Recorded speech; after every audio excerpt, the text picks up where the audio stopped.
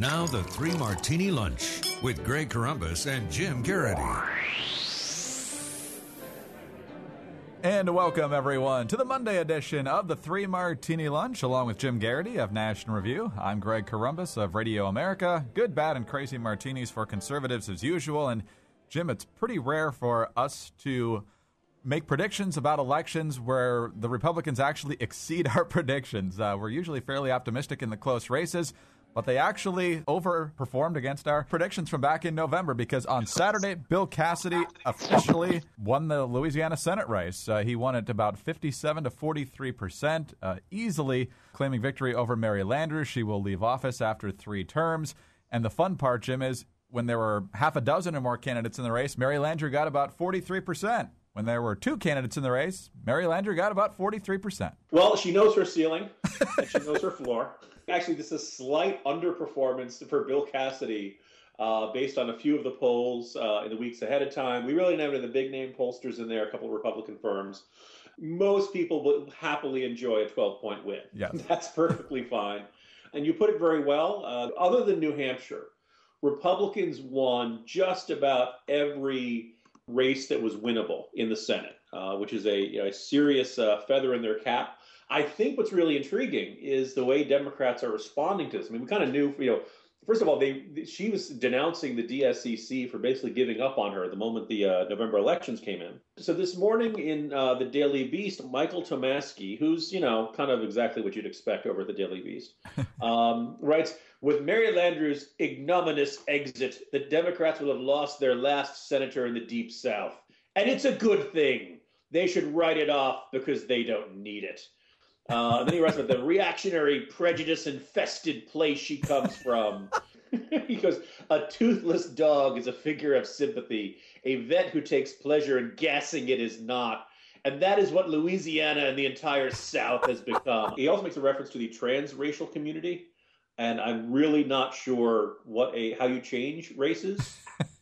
Democrats are responding to this defeat with exactly the high-mindedness, deep introspection, and seriousness we've come to expect from them. He goes, let the GOP have it and run it and turn it into free market Jesus paradise. The Democrats don't need it anyway. Well, you can't do that. First of all, he says, they do still need Florida. Okay, that's kind of an important state down there. But they really are just like, well, if they didn't vote for us, they're all stupid and racist and we hate them. And we didn't even want your stupid votes anyway. Which, look, the more states they concede and say they don't necessarily want to compete. Look, the fact that Democrats have been losing ground in the South is nothing new. By the way, it's worth noting that for all the people who say, it's the legacy of the Civil Rights Act, the Democrats didn't start losing the South until like the 80s. All right, but this is a good, 20 years later. Kevin Williamson does a great piece on this. So it's not about race. It's about the ideological direction of the party, and that the South is largely a culturally conservative, generally more religious, generally more traditional value-oriented place. And the Democrats have decided that they're going to be the Obama, de Blasio, Elizabeth Warren party. And that just doesn't sell out there in the South. And I think that there's something to Tomasky's argument that Democrats have decided they don't really want to win this, that they've kind of decided that they think that part of the country is too stupid, which is why you find themselves periodically falling in love with the Wendy Davises of the world or the Alison London Grimes of the world. And then they underperform, then the voters go back to being stupid again. So the Democrats are throwing a tantrum, and we can just enjoy their delicious tears. Because they're good for you, Greg. They're full of nutrients. I'm so confused because apparently these people were enlightened in 2008 when they voted for Mary Landrieu and Mark Pryor and Kay Hagan, and North Carolina even voted for President Obama. So amazing how many stupid people moved into the state in just a very short period of time. It all comes at once. It's very strange. It's a sudden shift. Amazing. All right, on to the bad martini and a much more sobering one. As many of you probably heard over the weekend, the United States military, in conjunction with some of our friends in the Middle East, they did mount a mission to rescue American photojournalist Luke Summers, who was held by al-Qaeda. Sadly, he was killed by al-Qaeda during the rescue bid. A South African hostage was also killed, and that one is especially tough to swallow because apparently he was set to be released in some sort of a deal in just the next few days. So, Jim, when you look at this, obviously it's good that we're trying to get our people out, but when we fail in operations like this, it kind of reinforces the growing idea that we're not as powerful, especially in the region, but even around the world as we were just a few years ago. Couple of thoughts I'm going to just put in here, and it's a sad martini. I don't know if we necessarily would call this necessarily a bad martini. One being that somebody said it was referred to as a botched rescue mission, and I don't look. It's not botched. Our guys went out and did the very best they could. My understanding is that once they lost the element of surprise, and once the fight was on, the terrorists attempted to kill the hostages. They managed to get the two of them out. One died on the scene and one died on the way back. So it's not for lack of effort or something. Hostage rescue is probably one of the toughest things the military can possibly do, and sometimes you're going to have an unhappy ending. And as somebody had made this observation on Twitter that, look, I would much rather see rescue attempts that don't work out than paying ransoms, because when you pay ransoms, you get more of them. When guys know that if you abduct Americans, the American special forces, our military is going to come after you, and maybe we rescue the hostages, maybe you don't. But getting to kill that hostage isn't going to make you feel much better once there's a Navy SEAL kicking down your door and hopefully blasting you to smithereens. So as sad as it is, there are worse scenarios to come out of this, and hopefully we will have better stories to tell on this. There's something they can learn from this and apply to future attempts to rescue hostages. Yeah, one of the very valuable things and one of the best traits of the United States is that every life matters, and that was on display here. And as you mentioned, even though we did not get the hostages, there was excellence on the part of our men and women in uniform. So, all right, on to the crazy martini now, and on to another story that we really haven't touched in the Three Martini Lunch, and that's the Rolling Stone article a while back on the supposed rape culture at the University of Virginia. It turns out the one person they centered this story around, her story started to fall apart on further scrutiny. One of the people who first raised concerns about the validity of her account was your boss, National Review editor Rich Lowry, a proud UVA grad himself. He was on the panel on ABC's This Week program with George Stephanopoulos, Van Jones, Matthew Dowd, and Loretta Sanchez.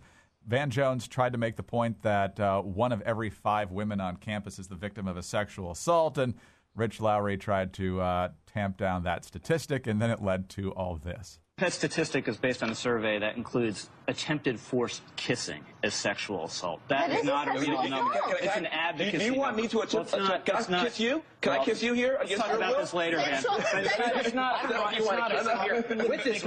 crime that the police are going to be involved in and prosecute. That's an assault. That is an assault. That is a sexual assault.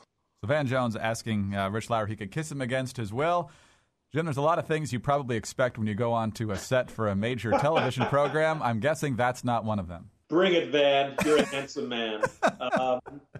Here's the thing, because what's interesting, and this kind of continues a theme I've been banging the drum on lately, which is the idea that narrative journalism actually, or I make air quotes as I do that, narrative journalism as opposed to factual journalism usually ends up hurting the causes it claims to help or to support.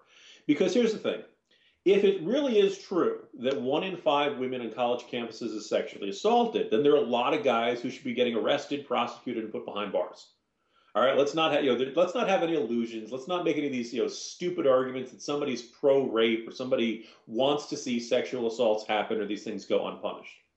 However, when people hear the term sexual assault, they generally picture rape, a forced kiss or an unwanted kiss under the mistletoe or something like that. Look, is that a crime? Is that just rude behavior? Is that boorish behavior? If we want to talk about this, it's worth it to have serious, accurate statistics and to get a sense of just how common this problem is. And if you really want to stop sexual assault on campus, I don't think you do your cause any good by broadening the definition to include almost anything of boorish behavior. At what point does it become the behavior described in that video of street harassment? Is that a form of sexual assault? I'm sure there are some feminists or some folks who would define that. And after that, it becomes silly putty. You just become stretching the term so much beyond it that it applies to anything. And on paper, everybody should be on the same side here. But if you wildly inflate the statistics in a basic kind of dishonesty there, people are going to object to it. People are going to be kind of upset by it. And the idea that Van Jones, if Van Jones really thinks that's a form of sexual assault, why is he threatening to do it on national television? It doesn't, you can't argue on the one hand, well, I'm going to do this. You can't argue this is harmful, that deserves legal prosecution, and then treat it so lightly that you say you're going to do it on right in front of television cameras. But they don't see the contradiction there. They're kind of high on their own self-righteousness. I think what's kind of fascinating is they can't see the damage that they are doing to their own alleged causes, although you kind of wonder maybe if their cause really is just a matter of self-promotion and saying that they're better than the people who disagree with them. I feel bad for Rich at our Christmas party. He's going to get a lot of grief over this. I mean, if everybody would just say, Van Jones, kind of an overrated kisser. All that build-up, anyway. We'll leave it there. Rich is a good man. I won't go any further. Jim, have a good day. We'll talk again tomorrow. See you tomorrow, Greg. Jim Geraghty of National Review. I'm Greg Corombos of Radio America. Thanks for being with us today, and be sure to join us again on Tuesday for the next 3 Martini Lunch.